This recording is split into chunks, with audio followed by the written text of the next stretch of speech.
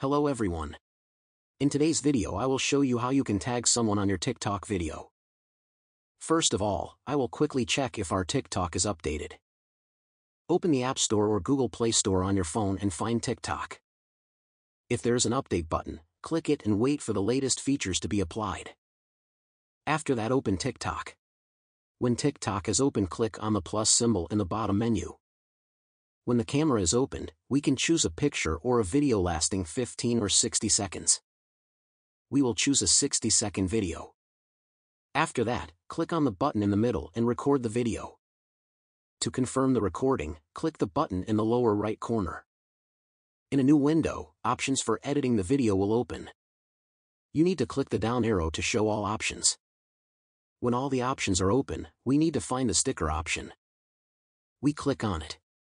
Here, from the numerous options, we choose the second one, which is mention. An option will open for us to add some profiles that are offered to us, or we can type and add a profile of our choice.